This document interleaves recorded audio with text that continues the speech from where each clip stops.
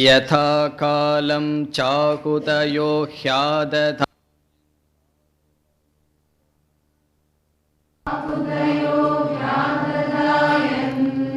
தம் நயந்த்யேதா சூர்யஸ்ய ரஷ்மயஹ.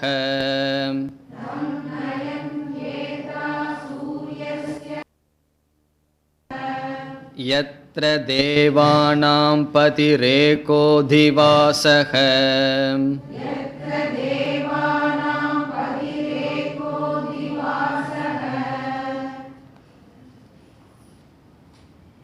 அபராவித்யா ரூபமான கர்மத்தை பற்றி இப்பொழுது பார்த்து வருகின்றோம்.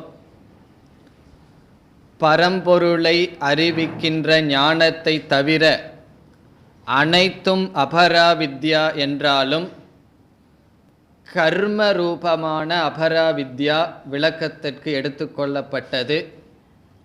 எதற்காக இங்கு ஆசிரியர் கர்மத்தை பற்றி பேசுகிறார் என்றால், அது பராவித்யைக்கு உதவி செய்வதனால் கர்மத்தினுடைய பிரயோஜனத்தை இப்பொழுது பேசி வருகின்றார்.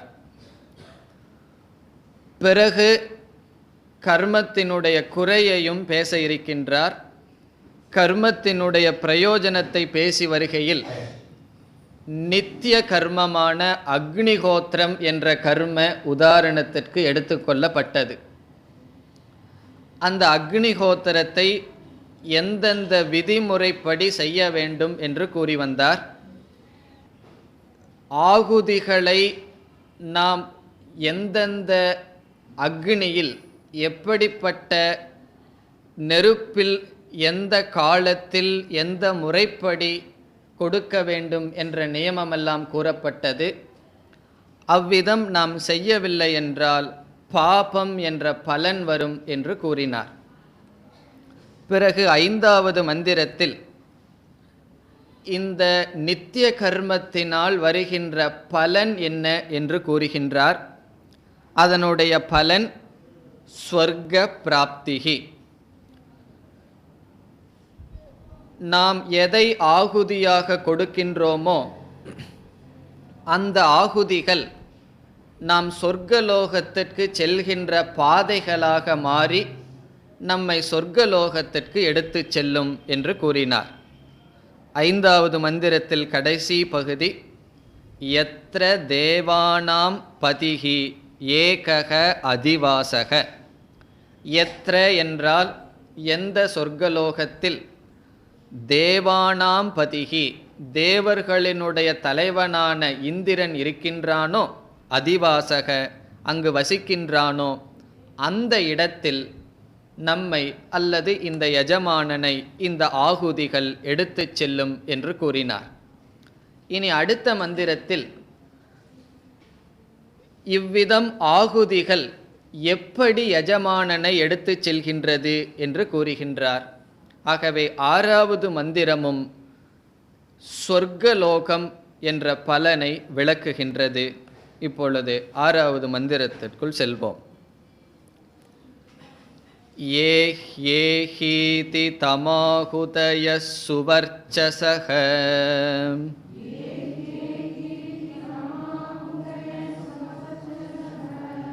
சூர்யஸ்ய ரஷ்மிபிர் யஜமானம் வஹந்தி.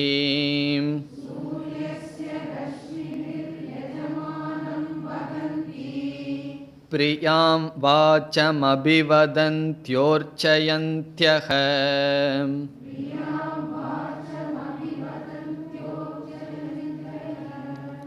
ஏஷவः புண்ணியः சுக்ருதோ பிரம்மலோகः.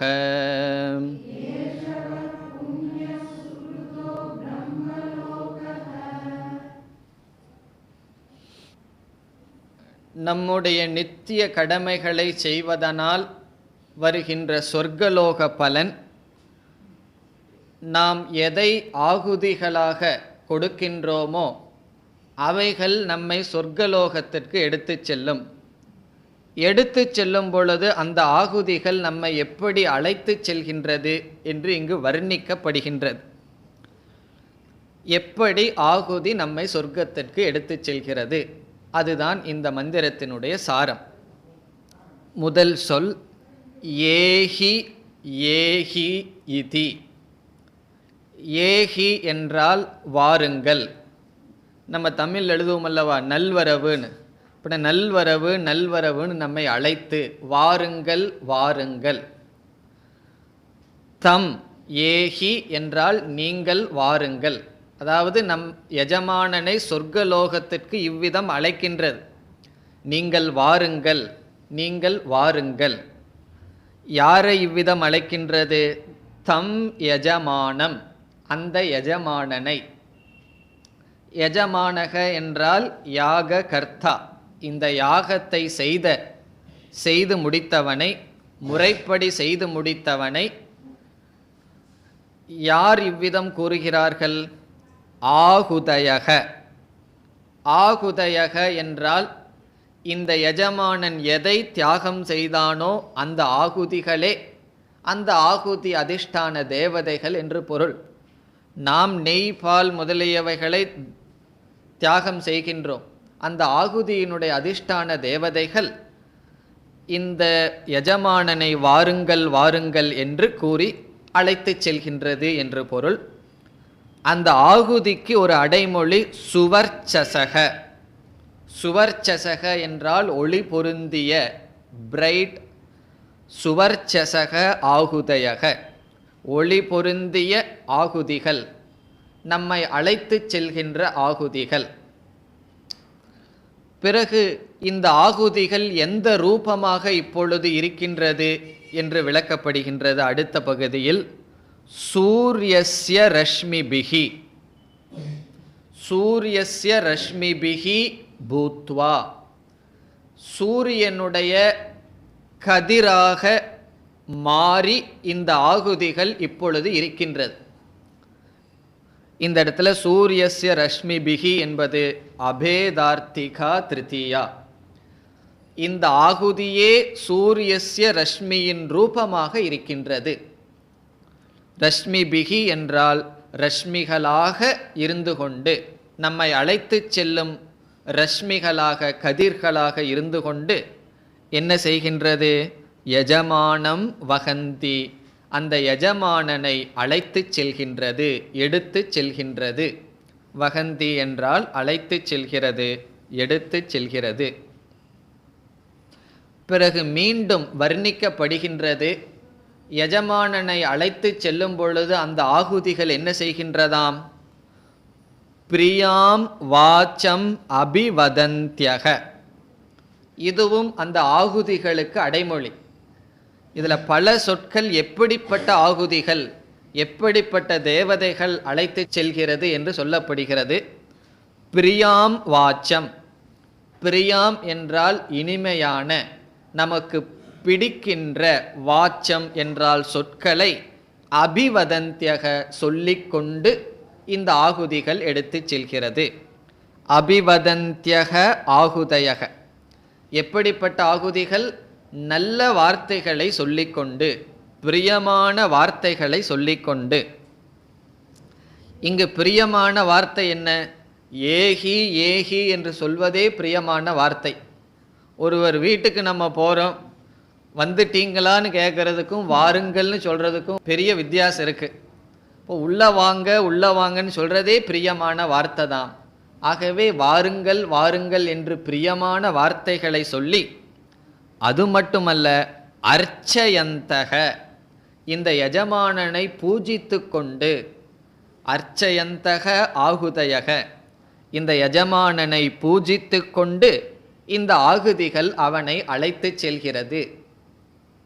நீ ஏதோ புண்ணியம் பண்ணி வந்து விட்டையேன்னு சொல்லவில்லை. நீங்கள் நம்ப கர்மம் செய்து இங்கு வருகிறீர்கள் என்று அவர்களை பூஜை செய்து, எஜமானனை பூஜை செய்து பிரியமான வார்த்தைகளை சொல்லி அழைத்து செல்கிறது. அந்த பிரியமான வார்த்தை என்ன சொல்கிறது என்று கடைசி வரியில் கொடுக்கப்படுகின்றது. என்ன வார்த்தை பிரியமான வார்த்தை? மீண்டும் என்ன சொல்கிறது? முதல்ல என்ன சொல்லியது? வாருங்கள் வாருங்கள். பிறகு இப்போ சொர்க்கலோகத்துக்கு போயாச்சு. அந்த சொர்க்கலோகத்துக்கு போன உடனே இது உங்களுடைய லோகம் என்று கூறுகின்றது. கடைசி வரி ஏஷக லோகக. ஏஷக என்றால் இந்த. இப்போ இந்த இடத்துல நம்ம சொர்க்கத்துக்கு போயாச்சுன்னு அர்த்தம். இந்த ஆகுதி எஜமானனெல்லாம் கூட்டிகிட்டு சொர்க்கத்துக்கு போயாச்சு. போகிறதுக்கு முன்னாடி வாங்க வாங்க என்று கூறி அழைத்து செல்கிறது. சொர்க்கத்துக்கு வந்தவுடன் இந்த லோகமானது உங்களுடைய புண்ணியத்தினால் வந்த லோகம், இது உங்களுடையது தான் என்று சொல்கிறது. வக என்றால் உங்களுடைய, ஏஷக என்றால் இந்த லோகம், வக உங்களுடையது, உங்களை சார்ந்தது. பிறகு என்ன லோகம் இது? புண்ணியக லோகக. புண்ணியக என்பது லோகத்திற்கு அடைமொழி. நீங்கள் வந்த சொர்க்க லோகத்திற்கு அடைமொழி புண்ணியக. இந்த இடத்துல புண்ணியக என்றால் மேலான, உயர்ந்த என்று பொருள். மேலான லோகம். நம்ம பூலோகத்தில் உங்களுக்கு இருக்கிற கஷ்டமெல்லாம் இங்கே இருக்காது. பூலோகத்தில் இருக்கிற துக்கமெல்லாம் இல்லாத சுகம் இருக்கின்ற லோகம் புண்ணியக லோகக. பிறகு சுக்ருதக. சுக்ருதக என்றால் உங்களுடைய நல்ல கர்மத்தின் பல ரூபமாக இருக்கின்றது. சுக்ருதக சுக்ருதஸ்ய கர்மனக பல ரூபக. இப்போ சுக்ருதக என்றால் நீங்கள் செய்த புண்ணியத்தின் பலனாக இந்த லோகம் உங்களுக்கு இப்பொழுது இருக்கின்றது. இந்த லோகத்து உங்களுடைய புண்ணியத்தினால் வந்ததாக இருக்கின்றது. அதற்கு பிறகு அது என்ன லோகம்? சொர்க்கலோகத்துக்கு தான் நம்ம இந்த அர்ச்சிகள் அல்லது ஆகுதி நம்ம கூட்டிகிட்டு போயிருக்கு. அங்கே போய் இது வெறும் சொர்க்கம்னு சொன்னால் நமக்கு அங்கே பிரம்மலோகத்துக்கு போகலாமேன்னு ஆசை வரும். ஆகவே அது என்ன சொல்லுது? சொர்க்கலோகத்தையே இது பிரம்மலோகம்தான் என்று சொல்கிறது. கூட்டிகிட்டு போனதோ சொர்க்கலோகம், ஆனால் சொல்கிறது என்ன சொல்லுது? பிரம்மலோக. இது உங்களுக்கு இதுதான் பிரம்மலோகம். இந்த இடத்துல பிரம்மலோகம்னா சொர்க்கலோகம். சொர்க்கலோகத்துக்கு நம்ம கூட்டிக் கொண்டு சென்று இதுதான் உங்களுடைய பிரம்மலோகம் என்று கூறுகிறது. இந்த இடத்துல பிரம்மலோகம் என்றால் பிரகரணவசாத் சொர்க்கலோக, சொர்க்கலோகம்தான். பிறகு ஏன் ஆகுதி அப்படி சொல்லுதுன்னா, நம்ம ஏதோ திருப்திப்படுத்துறதுக்காக அப்படி சொல்லுது எஜமானனு. அங்கே போய் நீங்கள் சொர்க்கலோகத்துக்கு தான் வந்திருக்கீங்கன்னு சொன்னால் துக்கம் வந்துடக்கூடாது. இப்போ பிரம்மலோகத்துக்கு போகிற அளவுக்கு புண்ணியம் பண்ணலையேன்னு சொல்லி.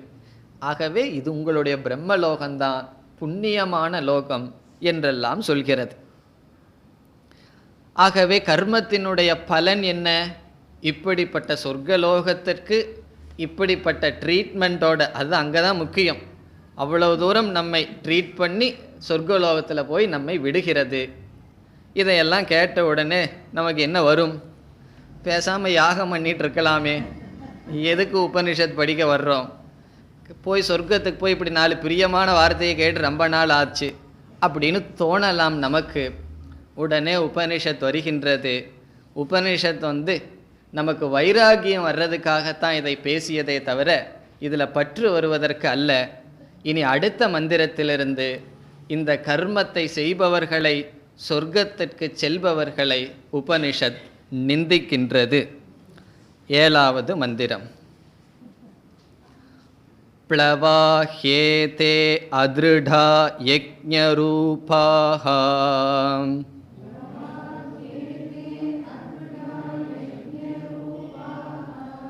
அஷ்டாதசோக்தமவரம் ஏஷு கர்ம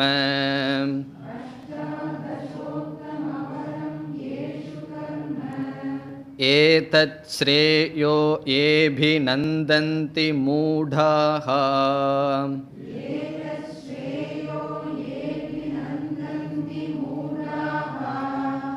ஜரா மிருத்யும் தே புனரேவாபி யந்தி.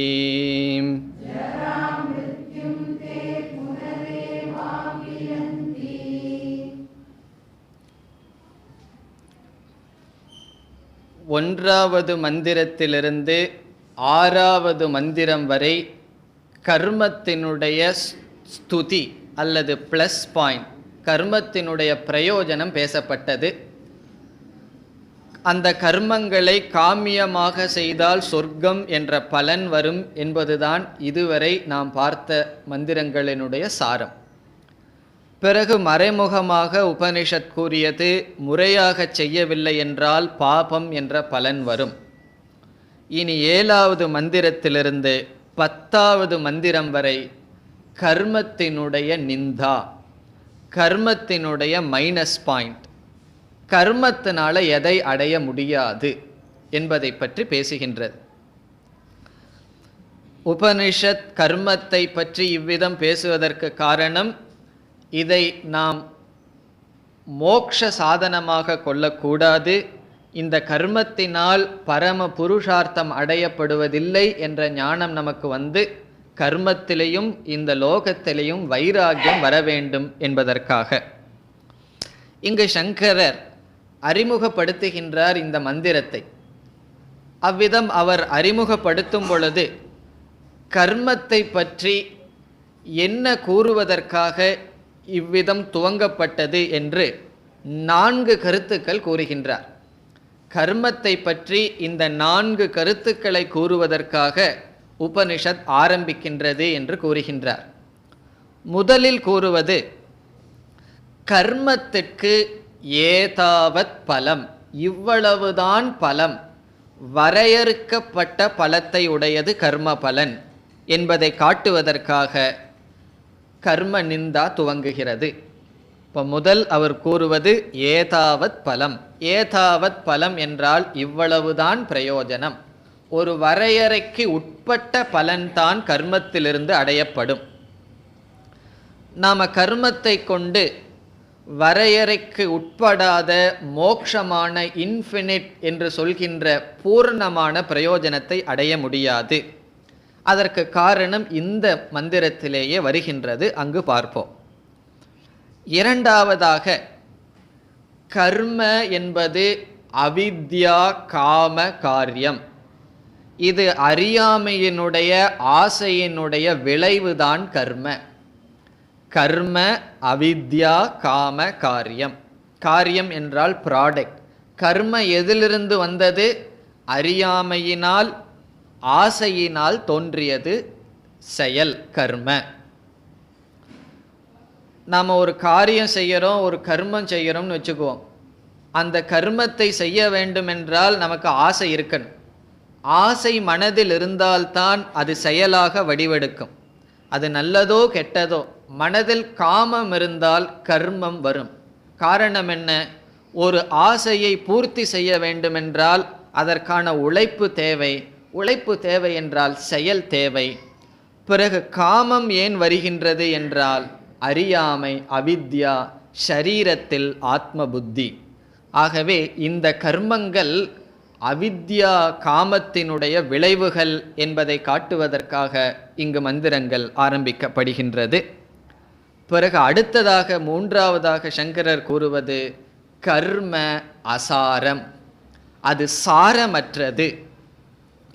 அதிலிருந்து ஏதோ பிரயோஜனத்தை நம்ம அடைஞ்சாலும் கூட அது அசாரம், சாரமற்றது, நிலையற்றது.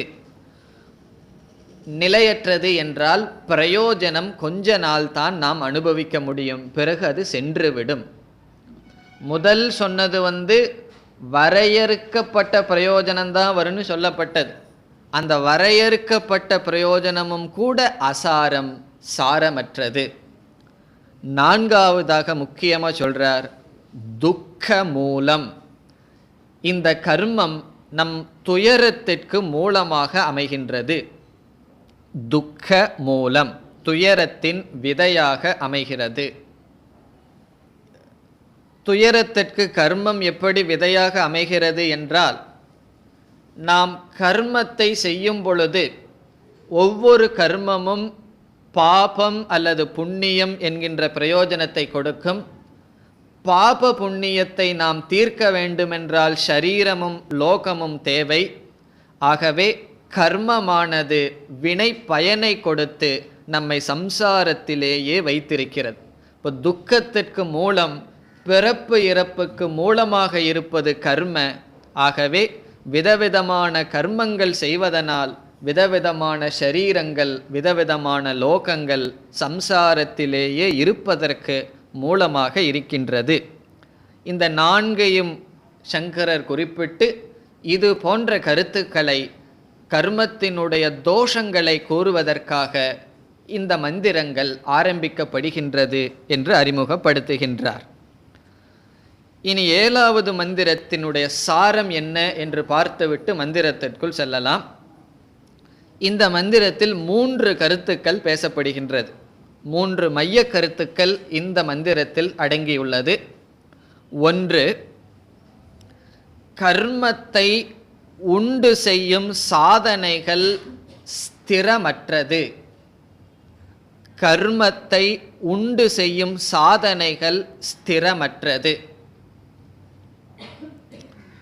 இதனுடைய பொருள், உபனிஷத் கர்மத்தை நிந்தனை செய்ய வர விரும்புகின்றது. கர்ம என்றால் நமக்கு இப்பொழுது தெரிந்திருக்க வேண்டும், வைதிக கர்ம அல்லது லௌகிக கர்ம, இஷ்டாபூர்த்தம் என்றெல்லாம் பார்க்க இருக்கின்றோம். வேதத்தில் சொல்லியுள்ள விதவிதமான யாகங்கள். எந்த ஒரு கர்மமே எப்படி தோன்றுகிறது என்றால் காரகஜன்யா கிரியா. கிரியா என்றால் கர்ம செயல். ஒரு செயல் வர வேண்டுமென்றால் கர்த்தா தேவை, ஆள் இருக்கணும். கர்த்தாவே இல்லைன்னா கர்மம் எப்படி உற்பத்தி ஆகும்? பிறகு கரணம் தேவை. ஒரு இடத்திலிருந்து இனியொரு இடத்திற்கு செல்ல வேண்டுமென்றால் இன்ஸ்ட்ருமெண்ட், கரணம் தேவை. யாகம் முதலிய கர்மங்களுக்கு நாம் கொடுப்பதற்கு பொருள், கர்ம ஆப்ஜெக்ட், பொருள் தேவை. சில தேவதைகளை குறித்து யாகங்கள் செய்வோம். இவ்விதம் சமஸ்கிருத இலக்கணத்தில் கர்த்தா, கர்ம, கரணம், சம்பிரதானம் என்றெல்லாம் காரகம் என்று சொல்லப்படுகின்றது. இவைகளெல்லாம் ஒரு செயல் உற்பத்தியாகிறதற்கு காரணமாக இருப்பவைகளுக்கு காரகம் என்று சொல்லப்படுகிறது. கர்ம என்பதற்கு வேறு ஒரு சொல் கிரியா. ஆகவே காரகஜன்யா கிரியா. இங்கு உபனிஷத் கிரியையை பற்றி பேசுவதற்கு முன் அந்த கிரியை எதிலிருந்து வருகின்றதோ அந்த காரகங்கள் அவைகளே அனித்தியம் என்று இங்கு பேசுகின்றது. கர்மத்தை உற்பத்தி செய்கின்ற காரகங்களே அனித்தியமாக இருக்கும் பொழுது கர்மத்தை பற்றி என்ன சொல்வது? பிறகு கர்மத்திலிருந்து வருகின்ற பலனும் அனித்தியம் என்பதுதான் இங்கு உபனிஷத்தினுடைய கருத்து. ஆகவே இங்கு முதல் பேசப்படுகின்ற கருத்து, கர்மத்தை உண்டு செய்யும் சாதனைகள் அல்லது காரகங்கள் ஸ்திரமற்றது, அனித்தியமானது. 2வது கருத்து, கர்மத்தை தோற்றுவிக்கும் காரகங்கள் அனித்தியம், அதே போல கர்மமும் அனித்தியமானது. இக்கர்மம் பலகீனமான படகை போன்றது. அது 2வது கருத்து. கர்ம கிரியை, கிரியா காரகத்திலிருந்து தோன்றிய கிரியா மிக மிக பலகீனமான படகை போன்றது, ஸ்திரமற்றது. காரணம் என்ன? ஸ்திரமற்றதிலிருந்து தோன்றியது ஸ்திரமற்றதாகத்தான் இருக்க முடியும். நாம் ஒரு பொம்மை செய்கின்றோம். அந்த பொம்மையானது தட்டில் செய்கிறோன்னு வச்சுக்குவோம், சிறிய குச்சியில் செய்கிறோம். பிறகு அந்த பொம்மை எப்படி இருக்கும்? ஸ்திரமற்றதாகத்தான் இருக்கும். காரணம், அதை செய்யப்பட்ட கருவிகள் அவ்விதம் இருந்தால் அந்த பலனும் அப்படித்தான் இருக்கும். இது 2வது கருத்து. 2வது கருத்து, கர்ம பலகீனமான படகை போன்றது. 3வது கருத்து, இந்த கர்மத்தை மோக்ஷ சாதனமாக கொள்பவர்கள் மீண்டும் மீண்டும் சம்சாரத்தில் விழுகிறார்கள். இந்த கர்மத்தை யார் மோக்ஷ சாதனமாக கொள்கிறார்களோ அவர்கள் மீண்டும் மீண்டும் சம்சாரத்தில் விழுகிறார்கள். இங்கு உபனிஷத் மீண்டும் சம்சாரத்தில் செல்கிறார்கள்னு சொல்லி ஆக வேண்டும். காரணம் என்ன? அவர்கள் ஏற்கனவே சம்சாரத்தில் இருக்கிறார்கள், அதிலேயே மீண்டும் தொடர்ந்து இருப்பார்கள்.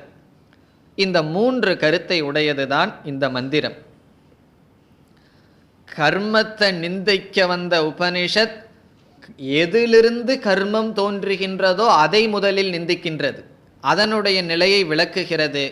பிறகு கர்மம், அதனுடைய பலன் அனித்தியம், அதை பின்பற்றுபவர்களினுடைய பலன். அதுதான் இந்த மந்திரத்தினுடைய சாரம். இப்பொழுது மந்திரத்திற்குள் செல்லலாம். இரண்டாவது சொல் ஏதே. ஏதே என்றால் இந்த, ஏதே இந்த, யக்ஞரூபாக, முதல் வரியில் கடைசி யக்ஞரூபாக. இங்கு யக்ஞரூபாக என்றால் யக்ஞம் என்ற கர்மத்திற்கு காரணமாக இருக்கின்ற என்று பொருள். கர்மத்திற்கு அல்லது யாகத்தை பூர்த்தி செய்யும் அங்கங்கள் என்று பொருள். யக்ஞ நிர்வர்த்தகாக. இங்கு யக்ஞம் என்றால் கர்ம கிரியா. அந்த கிரியையை பூர்த்தி செய்யும் துணை கருவிகளாக இருப்பவைகள் எவைகள்? ஒரு யாகத்தை பூர்த்தி செய்வதற்கு பலவிதமான துணை கருவிகள் தேவை. அவைகள் காரகம் என்று சொல்லப்படுகிறது. ஒரு யாகத்தை பூர்த்தி செய்ய வேண்டுமென்றால் முதல்ல யார் தேவை? எஜமானன் தேவை. பிறகு யாகத்தை செய்து வைக்கின்ற ரித்துவிக், யாகத்தை செய்து வைக்கின்ற பூஜாரிகள் தேவை. நாம் எதை ஆபுலேஷன், எதை கொடுக்கின்றோமோ அந்த திரவியம் தேவை. தேவதைகளை குறித்து நாம் கொடுக்க வேண்டும். இவ்விதம் பல இருக்கின்றது. இங்கு உதாரணத்திற்கு உபனிஷத் ஒரு காரகத்தை எடுத்துக்கொள்கிறது. சில யஜ்ஞங்களுக்கு 18 அங்கங்கள் பேசப்படுகின்றது. அந்த 18 அங்கங்களில் 16 பேர் ரித்துவிக், 14 பேர் 16 பேர் ரித்துவிக் என்றால் அந்த யாகத்தை செய்து வைப்பவர்கள். பிறகு 17வது மனிதன் எஜமானன், 18வது மனைவி. சில யாகங்களெல்லாம் கிரகஸ்த ஆசிரமத்தில் இருப்பவர்கள் மனைவியினுடைய அருகில் இருந்துதான் சில யாகம் செய்ய வேண்டும். ஆகவே எஜமானன் 17, பத்தினி 18. இந்த 18ம் என்ன? கர்த்தா அல்லது ஒரு யாகத்திற்கு கர்மத்தை உண்டு செய்கின்ற ஒரு அங்கங்கள். அந்த 18 இங்கு கூறப்படுகின்றது. 18க்கு சமஸ்கிருதத்தில் அஷ்டாதச. அஷ்டாதச யஜ்ஞரூபாக. அஷ்டாதச என்பது இரண்டாவது வரியில் முதல் சொல். அதை யஜ்ஞ ரூபத்தோடு சேர்த்திக்கணும். அஷ்டாதச யஜ்ஞரூபாக என்றால் 18 யாகத்தை பூர்த்தி செய்யும் அங்கங்கள் என்று பொருள். இங்கு நாம் மற்றதையும் சேர்த்து கொள்ள வேண்டும். பொருள், தேவதைகள், எல்லா விதமான காரகங்களையும் புரிந்து கொண்டு இவைகளெல்லாம் எப்படி இருக்கின்றது என்றால் அதிருடாகா. அதிருடாகா என்றால் நிலையற்றதாக இருக்கின்றது. ஏதே அஷ்டாதச யஜ்ஞரூபாக அதிருடாகா. அதிருடாகா யஜ்ஞரூபாக. இந்த இடத்துல உபனிஷத் எதை பேசிகிட்டு இருக்குன்னு நம்ம புரிந்து கொள்ள வேண்டும். இங்கு எதை பேசுவதற்கு ஆரம்பிக்கின்றது? கிரியா, கர்ம நிலையற்றது, அதனுடைய பலனும் நிலையற்றது என்று பேச ஆரம்பிக்கும் பொழுது எதிலிருந்து கர்மம் உற்பத்தியானதோ அந்த அவயவங்களும் கூட நிலையற்றது, அதிருடமானது என்று ஆரம்பிக்கின்றது. ஆகவே எதிலிருந்து கர்மம் தோன்றியதோ அவைகளும் அனித்தியமானது, திருடமற்றது. அஷ்டாதச யஜ்ஞரூபாக. அதை எதனோடு ஒப்பிடப்படுகின்றது என்றால் முதல் சொல் ப்ளவாகா சந்தி. ப்ளவாகா என்றால் சிறு படகு போல. இந்த அதிருடமான கர்மத்தினுடைய அங்கங்கள் சிறு படகு போல. இந்த யஜ்ஞத்தில் என்ன சொல்லப்பட்டிருக்கின்றது என்றால் ஏஷு அவரம் கர்ம புரோக்தம். இந்த யஜ்ஞ ரூபத்தில், இங்கு யஜ்ஞ ரூபம் என்றால் யாகத்தை பூர்த்தி செய்கின்ற அங்கங்கள். இவைகளில் விதவிதமான கர்மமானது பேசப்பட்டுள்ளது. விதவிதமான கர்மங்கள் இங்கு பேசப்படுகின்றது. ஏஷு என்றால் இந்த யக்ஞ ரூபங்களுக்குள் அவரம் கர்ம, அவரம் என்றால் உபாசனை இல்லாத கர்மங்கள் புரோக்தம் சொல்லப்பட்டுள்ளது. அவரம் கர்ம உபாசனா ரஹிதம் கர்ம புரோக்தம் சொல்லப்பட்டுள்ளது. இவைகளெல்லாம் எதற்கு உதாரணம்? ப்ளவாகா சந்தி. இவைகளெல்லாம் ப்ளவா என்றால் சிறு படகு போல. இதனுடைய சாரம் என்ன? இந்த முதல் 2 வரியில் நமக்கு இந்த உபனிஷத்து கர்மத்தினுடைய அனித்தியத்துவத்தை எப்படி சொல்லுது புரிஞ்சுக்கிறதே கஷ்டம். அதுக்கப்புறம் கர்மத்தை அனித்தியம்னு புரிந்து கொள்ள வேண்டும். இந்த 2 வரியினுடைய சாரம் என்ன? கர்ம அனித்தியம், செயல் அனித்தியம். அதுதான் இதனுடைய சாரம். எந்த விதமான பூஜையோ யாகங்களோ யார் மோட்ச சாதனமாக கொள்கிறார்களோ அவர்களுடைய பலன் இங்கு சொல்லப்படுகிறது.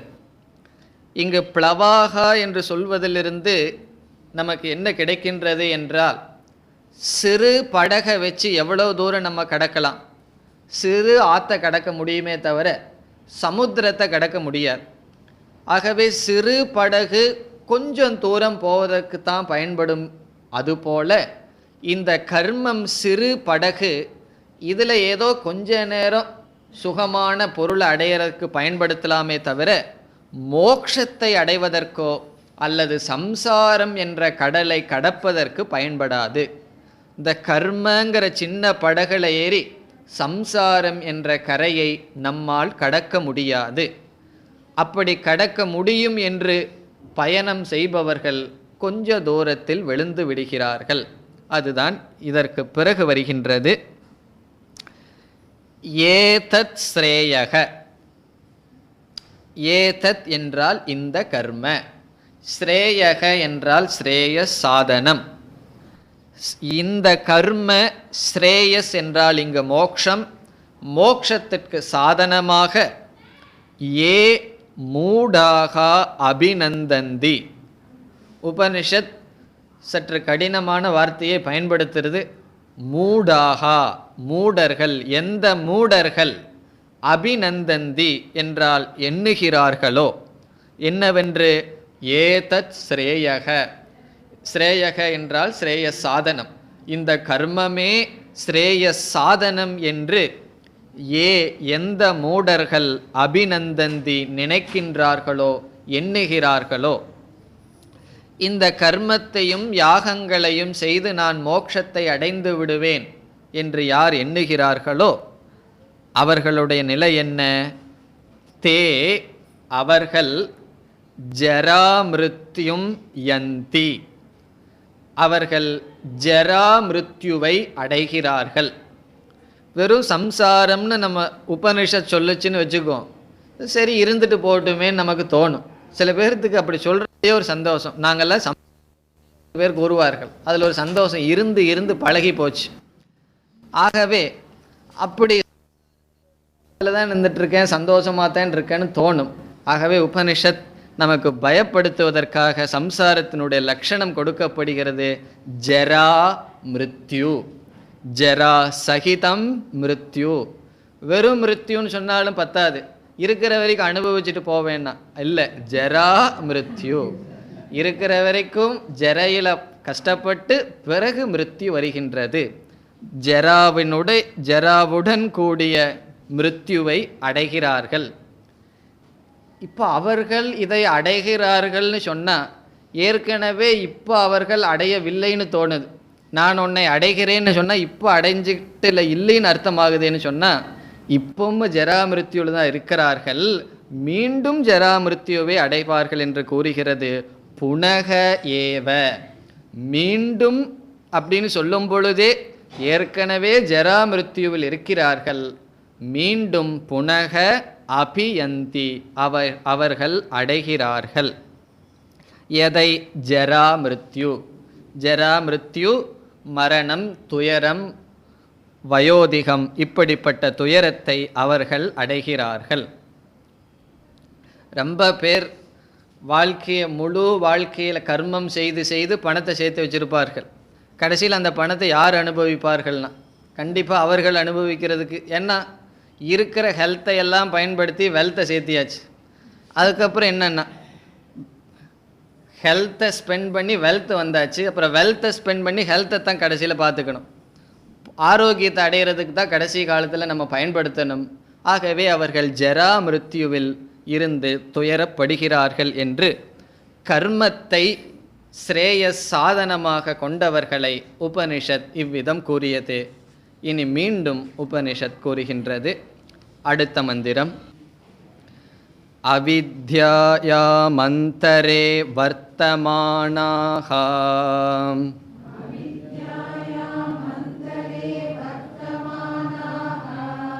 ஸ்வயம் தீராः பண்டிதம் மன்யமானாஹ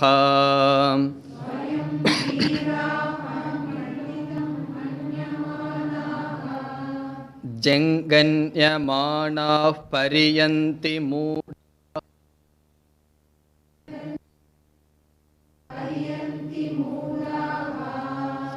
அந்தேனைவ நீயமானா யதாந்தாஹ.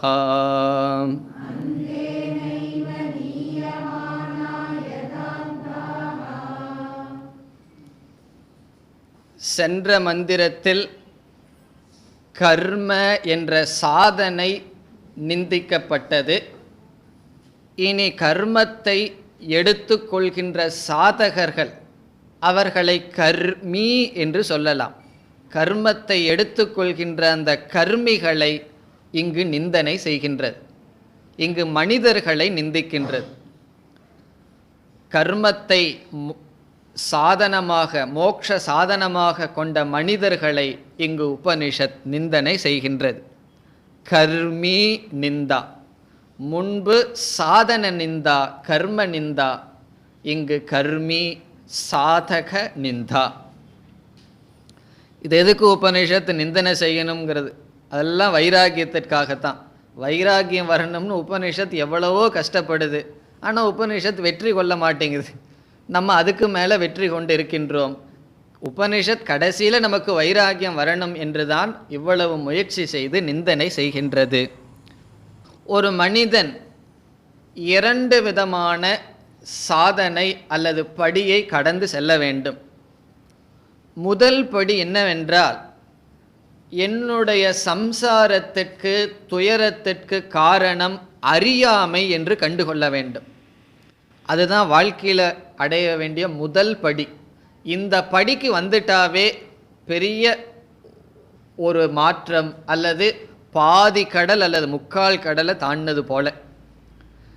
நம்முடைய அறியாமைக்கு, நம்முடைய சம்சாரத்திற்கு அல்லது துயரத்திற்கு காரணம், இப்போ நம்மிடம் ஒருவர் உங்களுடைய துயரத்துக்கு காரணம் என்னன்னு சொன்னால் நம்ம மனசில் எத்தனை பேர் வருவார்கள்? அல்லது எவ்வளவு சூழ்நிலையை நம்ம சொல்லுவோம், இவருடைய குணம், அவருடைய குணம், இவருடைய கேரக்டர், அல்லது பொருளாதார சூழ்நிலை, இந்த மாதிரி எவ்வளவோ லிஸ்ட்டு வச்சுருப்போம் நம்மளுடைய துயரத்திற்கு காரணம். எதுவரை என்னுடைய துயரத்திற்கு காரணம் வெளியே இருக்கோ அதுவரை அதைத்தான் சரி செய்து கொண்டிருப்போம். முதலில் கண்டுகொள்ள வேண்டியது, என்னுடைய துயரத்திற்கு காரணம் என்னுடைய அறியாமை, என்னை பற்றிய அறியாமை என்று. நான் அறியாமையில் இருக்கின்றேன் என்று முதலில் இந்த அறிவு வர வேண்டும். இப்போ முதல்ல வரவேண்டிய அறிவு, நான் அறியாமையில் இருக்கின்றேன். இந்த அறிவு வந்தாவே சிஷ்யத்துவங்கிறதே வந்துடும். இந்த அறிவு வராத வரைக்கும் அந்த பாவனை மனசில் வராது. இப்போ இரண்டாவது என்ன செய்ய வேண்டும்? நான் அறியாமையில் இருக்கின்றேன் என்று தெரிந்தவுடன் அறியாமையை நீக்குவதற்காக சாஸ்திரத்தை படித்தல், குருவை நாடுதல், இந்த சாதனையை செய்ய வேண்டும். இப்போ முதல்ல நான் அறியாமையில் இருக்கின்றேன் என்று கண்டுகொள்ள வேண்டும். இரண்டாவதாக அறியாமையை நீக்குவதற்கு ஞான யோகம், சிரவண மனன முதலிய சாதனைகளை செய்ய வேண்டும். ஆனால் இங்கு உபனிஷத் இந்த கர்மிகள் முதல் படிக்கே வரவில்லை என்று கூறுகிறது. அவர்கள் முதல் படிக்கு வந்தாத்தேன்னு இரண்டாவது படிக்கு வர்றது. தான் அறியாமையில் இருக்கின்றேன் என்றே அவர்களுக்கு தெரியவில்லை. என்று அவர்களை நிந்தனை செய்வதை விட பரிதாபப்படுகிறது. உபனிஷத் யாரையும் நிந்திக்கணும்னு ஆசை இல்லை. நான் தான் எல்லாத்தையும் நிந்திச்சிட்ருக்கேன்னா உபனிஷத்து அதைத்தான் செய்யுதுன்னு நினைக்க வேண்டாம். அவர்கள் பாவம் அறியாமையில் இருக்கிறார்கள் என்று உபனிஷத் வருத்தத்துடன் கூறுகிறது. சாதாரணமாக 4 விதமான மனிதர்களை பற்றி கூறுறது வழக்கம். இங்கே உபனிஷத் 5வது விதமான மனிதர்களை கூறுது. இந்த 4 விதமான மனிதர்கள் யார் என்றால், தனக்கு விஷயம் தெரியாது, தனக்கு ஒன்றுமே தெரியாது, தெரியாது என்பதும் தெரியாது, தனக்கு தெரியாது ஆனால் தெரியாதுங்கிறதும் தெரியாது. இவர்களை வச்சுட்டு என்ன செய்கிறது? பேசாமல் இருக்க வேண்டியது தான். தெரியாதுங்கிறத கண்டுபிடிங்கன்னு சொல்லி விட வேண்டியது தான். 2வது மனிதர்கள் தனக்கு தெரியாது ஆனால் தெரியாது என்பது தெரியும். தனக்கு விஷயம் தெரியாது ஆனால் தெரியல அப்படிங்கிறது தெரியும். இவர்கள் மாணவர்கள்.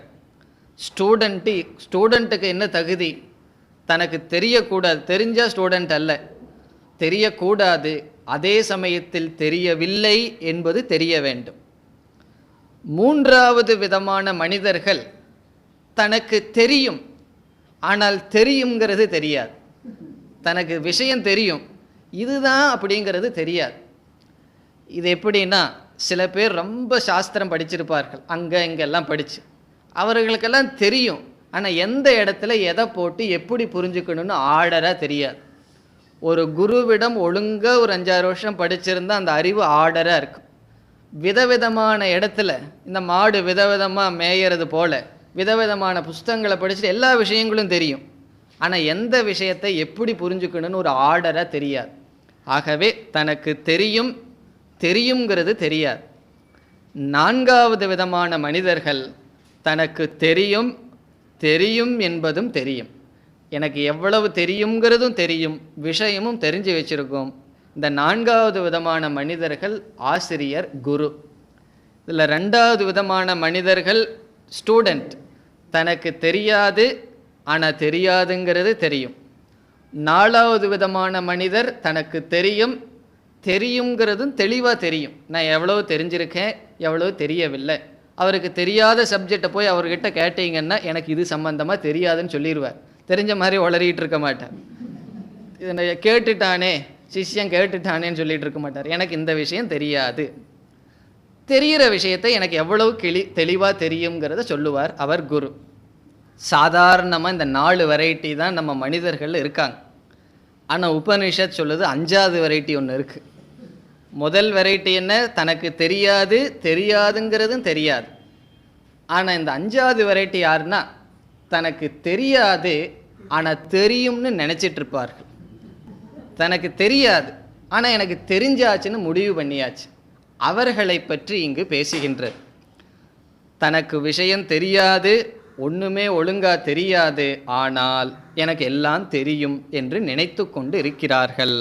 பண்டிதம் மன்யமானாக, தன்னை ஒரு பெரிய பண்டிதன் என்று நினைத்து கொண்டிருக்கிறார்கள் என்று உபனிஷத் கூறுகிறது. இப்பொழுது மந்திரத்திற்குள் செல்லலாம். இந்த 5வது விதமான மனிதர்கள் தனக்கு உண்மை தெரியல ஆனால் எதையோன்னு தெரிஞ்சிட்டு தெரியுதுன்னு நினைத்து கொண்டிருப்பவர்கள் எங்கு இருக்கிறார்கள்?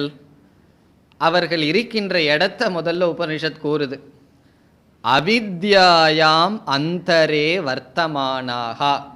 வர்த்தமானாகனா அவர்களுடைய யதாஸ்தானம். அவர்களுடைய யதாஸ்தானம் என்ன? அவித்யா. அவித்யைக்குள் அவர்கள் இருக்கிறார்கள். அறியாமையினுடைய மத்தியில், அந்தரே மத்தியில் அவர்கள் இருக்கிறார்கள். உபனிஷத் அவித்தியினுடைய ஒரு கோடியில் இருக்குன்னு கூட சொல்லலை. ஏன்னா கொஞ்சம் தூரத்தில் வந்துடலாமே, இல்லை, அவித்தியினுடைய மத்தியில் அவர்கள் இருக்கிறார்கள். ஒரு கடலில் ஓரத்தில் இருந்தால் தப்பிச்சு வந்துடலாம், நடுக்கடலில் இருந்தால் எப்படி தப்பிக்கிறது? அதே போல அறியாமையினுடைய நடுவில் அவர்கள் இருக்கிறார்கள். இந்த இடத்துல அவித்யா என்றால் அவித்யா காரியம் சங்காதக, அவித்யினுடைய காரியமான ஷரீரத்தை சொல்லப்படுகிறது அவித்யா என்ற சொல்லில். அவித்யா என்றால் அவித்யிலிருந்து தோன்றிய மனம், உடல். அந்தரே என்றால் இந்த ஷரீரமே தான் என்று நினைத்து கொண்டு இருக்கிறார்கள். இப்போ முதல்வதையினுடைய கடைசி பொருள் என்ன? ஷரீரம் மனம் புத்திக்குள் இருந்து கொண்டு இந்த ஷரீரம் மனமே தான் என்று நினைத்து கொண்டு இருக்கிறார்கள். ஷரீர மனம் இவைகளுடன் தாதாத்மியமாபன்னாக என்று ஒரு விளக்காசிரியர் கூறுகிறார். தாதாத்மியம் என்றால் ஸ்தூல சரீரம் சூக்ஷ்ம சரீரம், இதோடு நான் என்ற எண்ணம் சேர்ந்து இவையே நான் என்று நினைத்து கொண்டு இருக்கிறார்கள். இல்லை அப்படின்னா அவித்திக்கு நடுவில் இருக்காங்கன்னா நமக்கு அர்த்தம் புரியாது. அவித்திக்கு நடுவில் இருக்காங்கன்னு என்ன அர்த்தம்? அவித்தை காரியமான சரீரத்தில் நான் என்ற புத்தியுடன் இருக்கிறார்கள். இந்த ஷரீர அபிமானம்தான் என்னுடைய சம்சாரத்துக்கு காரணம்னு தெரிந்தவர்கள் யார்? மாணவர்கள். ஆனால் அவர்களுக்கு அது தெரியாமல் ஸ்வயம் தீராகா பண்டிதம் மன்யமானாக, தன்னை என்ன நினைத்து கொண்டிருக்கின்றார்கள்? ஸ்வயம் தன்னை தீராக மன்யமானாக, தன்னை தீரர்கள் என்று நினைத்து கொண்டு இருக்கிறார்கள். தன்னை ஒரு பெரிய தீரன் என்று நினைத்து கொண்டிருக்கிறார்கள். தீரன் என்றால் என்னிடம் எல்லா விதமான ஐஸ்வர்யங்களும் இருக்கின்றது, எல்லா விதமான சக்தியும் இருக்கின்றது என்று நினைத்து கொண்டு இருக்கின்றார்கள். அறிவு விஷயத்தில் அவர்களிடம் சென்று உங்களுக்கு என்ன தெரியும் சொன்னால் அவர்கள் தன்னை என்ன சொல்வார்கள்? பண்டிதம் மன்யமானாக, தன்னை ஒரு அறிவாளி, அறிய வேண்டிய விஷயத்தை அறிந்து விட்டேன் என்று நினைக்கிறார்கள். இங்கே உபனிஷத் மன்யமானாகங்கிற சொல்றதிலிருந்தே நமக்கு என்ன காட்டுகிறது? அப்படி நினைக்கிறார்கள் என்றால் என்ன? அப்படி அவர்கள் இல்லை. உங்களை நான் புத்திசாலி என்று நினைக்கிறேன், உங்களை நான் சொல்லவில்லை, ஒரு உதாரணத்துக்கு சொல்கிறேன். ஒருவரை பார்த்து உங்களை நான் புத்திசாலி என்று நினைக்கிறேன்னு சொன்னால் என்ன அர்த்தம்? இல்லை அப்படின்னு அர்த்தம். ஆகவே அவர்களெல்லாம் தன்னை பண்டிதர்கள் என்று நினைத்து கொண்டிருக்கிறார்கள். அவர்கள் பண்டிதர்கள் அல்ல, தீரர்களும் அல்ல. உபனிஷத்துக்கு பிடிச்ச வார்த்தை ரெண்டு. யாரையாவது புகழணும் உயர்வாக சொல்லணும்னா தீரன்கிற வார்த்தையை பயன்படுத்தும், யாரையாவது நிந்தனை செய்யணும்னா மூடன்கிற வார்த்தையை பயன்படுத்தும். இப்போ நம்ம மூடன்கிற வார்த்தையை பயன்படுத்தினா உபனிஷத்தினுடைய வார்த்தையை தான் பயன்படுத்துகிறோம். தீரன்கிற வார்த்தை உபனிஷத்துக்கு ரொம்ப ஃபேமஸான வார்த்தை. அது நல்ல விஷயத்துக்கு பயன்படுத்தப்படும். ஆனால் அவர்கள் அவ்விதம் நினைக்கிறார்கள், தன்னை தீரர்கள் பண்டிதர்கள் என்று நினைக்கிறார்கள். இப்படி நினைப்பவர்களுடைய நிலை என்ன?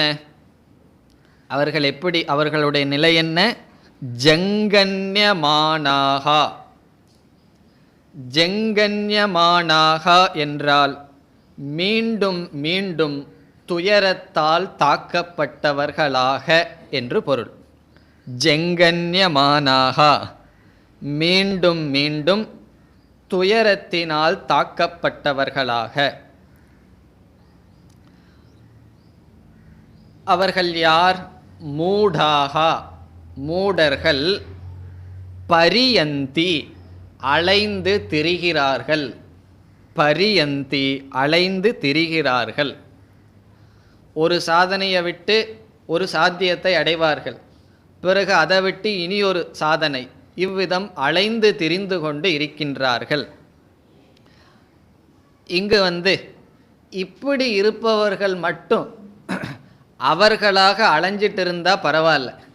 ஆனால் அவர்கள் இனியொரு சோஷியல் சர்வீஸ் ஒன்று பண்ணுறாங்க, சமுதாயத்துக்கு இனியொரு சேவை செய்கிறார்கள். என்ன சேவை தெரியுமோ? மற்றவர்களுக்கும் வழியை காட்டி கொண்டிருக்கிறார்கள்.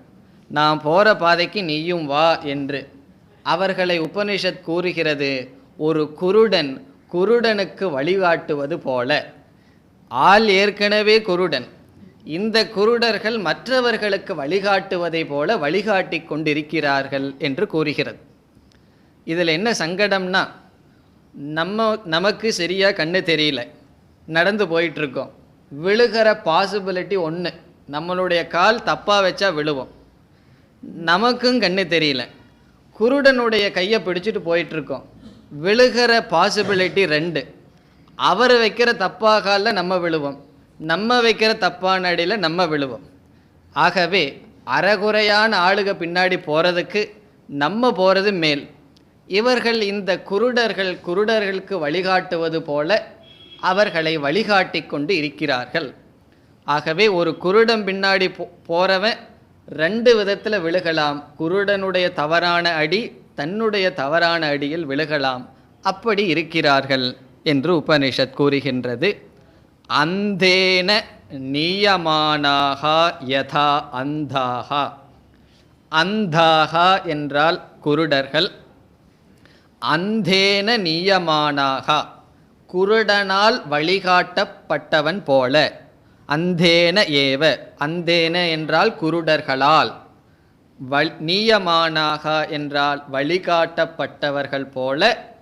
பரியந்தி, எப்படி வழிகாட்டப்பட்டு அவர்கள் அலைகிறார்களோ அதுபோல் இவர்கள் தானும் கெட்டு தன்னை சுற்றி இருப்பவர்களுக்கும் தன்னுடைய வழியை கொடுத்து இந்த சமுதாயத்திற்குள் பரியந்தி, அவர்கள் சம்சாரத்தில் அலைந்து திரிந்து கொண்டு இருக்கின்றார்கள். இப்போ இந்த இடத்துல உபனிஷத் என்ன செய்தது? கர்மி நிந்தா செய்யப்பட்டது. மீண்டும் உபனிஷத் நினைத்தது, ஒரு ஸ்லோகத்தில் அவங்கள நிந்தனை செஞ்சு உபனிஷத்துக்கு திருப்தி வரல, அடுத்த ஸ்லோகத்தில் மீண்டும் அவர்களை நிந்திக்கின்றது. அடுத்த மந்திரம், அவித்யாயாம் பகுதா வர்த்தமானாஹ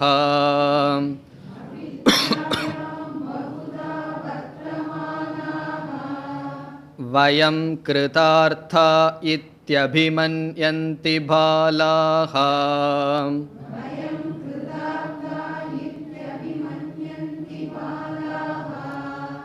யத் கர்மிணோ ந பிரவேதயந்தி ராகாத்.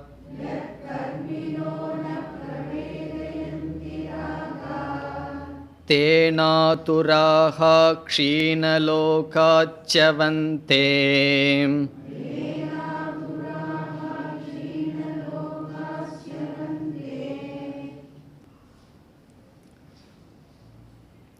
இந்த மந்திரத்திலும் கர்மி நிந்தா, இந்த 5வது மனிதர்களை பற்றி நிந்தனை செய்யப்படுகின்றது.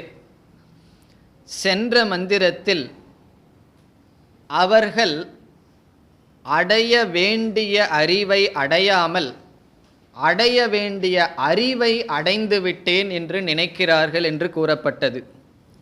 இங்கு அடைய வேண்டிய பிரயோஜனத்தை அடையாமல் அடைய வேண்டிய பிரயோஜனத்தை அடைந்து விட்டேன் என்று நினைக்கிறார்கள். அங்கு சாதனம், இங்கு சாத்தியம். சரியான சாதனையை அடையாமல் அடைஞ்சிட்டோம்னு நினைக்கிறார்கள். இங்கு அடைய வேண்டிய லட்சியத்தை அடையாமல் நான் அடைந்து விட்டேன் என்று நினைக்கிறார்கள். கிருதார்த்தாக மன்யந்தே, அவர்கள் அடைய வேண்டிய பிரயோஜனத்தை அடைந்து விட்டேன் என்று நினைக்கிறார்கள் என்பதுதான் இங்கு குறிப்பாக விசேஷமான கருத்து. பிறகு மற்றதெல்லாம் அதே கருத்து தான். இது நம்முடைய வாழ்க்கையில் பார்க்கலாம். சிலர் மிக ஏழையாக வாழ்க்கையை துவங்குவார்கள். படித்து அல்லது நல்ல வேலையெல்லாம் வேலைக்கெல்லாம் போய் பணத்தை சம்பாரித்த உடனே அவர்கள் என்ன முடிவு செய்வார்கள்? திடீர்னு ரொம்ப பணம் சம்பாதித்து விட்டார்கள் என்றால் அவர்கள் மனதில் ஒரு நிறைவு வந்துவிடும். வாழ்க்கையில் அடைய வேண்டியதை நான் அடைந்து விட்டேன், சாதிக்க வேண்டியதை நான் சாதித்து விட்டேன் என்று அவர்கள் ஏதாவது ஒரு லௌகிகத்திலிருந்து கிடைக்கின்ற பிரயோஜனத்தையே இதுதான் அடைய வேண்டியது என்று முடிவு செய்து விட்டார்கள். முடிவு செய்துவிட்டு நான் அடைய வேண்டியதை அடைந்து விட்டேன், சாதிக்க வேண்டியதை சாதித்து விட்டேன் என்று நினைக்கிறார்கள். ஆனால் அவர்கள் நான் அடைந்தது ஒரு அல்பம் என்பது அவர்களுக்கு தெரியவில்லை. இப்படி பலருடைய வாழ்க்கையில் நாம் பார்க்கலாம். நாம் ஆரம்ப காலத்தில் எதையாவது அடைஞ்சு மனதில் ஒரு நிறைவு வந்தது அப்படின்னா அதற்கு மேலே முயற்சி செய்ய மாட்டோம். ஆகவே ஆரம்ப காலத்தில் சம்சாரத்திலிருந்து விடுபடணும்னா மனசில் நிறைவே வரக்கூடாது. மனசில் நிறைவு வந்துடுதுன்னா அதே இடத்துல நின்றுக்குவோம். தண்ணி போயிட்டுருக்கு, ஒரு இடத்துல நிறைஞ்சிடுதுன்னா நின்றுக்கும். அதில் நிறைவு இருக்காமல் இருக்கிற வரைக்கும் நல்லது தான். ஆரம்பத்தில் சொல்கிறேன், இது கடைசி வரைக்கும் வச்சுட்டு இருக்கக்கூடாது. ஆரம்பத்தில் அது ஒரு முமுட்சுத்துவம்னே சொல்லப்படுகிறது, அதிகாரித்துவம் என்றே சொல்லப்படுகிறது. ஆகவே வாழ்க்கையில் எதை அடைஞ்சாலும் மனசில் நமக்கு நிறைவே வரக்கூடாது. அப்பொழுதுதான் ஆத்ம ஞானத்தம் வரைக்கும் நம்ம போவோம். அதுக்கு ஒரு கதை சொல்வார்கள். ஒருவன் காட்டுக்குள்ளே செல்கின்றான். முதல்ல சந்தன மரம் கிடைக்குதான். உடனே அவன் திருப்தி அடைஞ்சோடனே திரும்பி வந்துடுவான். இனி ஒருத்தனுக்கு அதில் திருப்தி வரல, இன்னும் கொஞ்சம் தூரம் உள்ளே போனான். அங்கே வெள்ளி புதையல் கிடைச்சிதான். ஒருத்தன் திரும்பி வந்துட்டான். இனி ஒருவனுக்கு அதில் திருப்தி கிடைக்கல, இப்படியே போனான். கடைசியில் அவன் விலை மதிக்க முடியாத பொருளை அடைந்தான் என்றெல்லாம் சாதாரணமாக கதை சொல்வது வழக்கம். அந்த கதையினுடைய தாத்பரியம் என்னவென்றால், நாம் சின்ன விஷயங்களை அடைஞ்சு அதில் மனசு திருப்தி அடைஞ்சிடுதுன்னா நம்ம என்ன நினச்சிட்டோம், வாழ்க்கையில் அடைய வேண்டியதை அடைந்து விட்டோம்.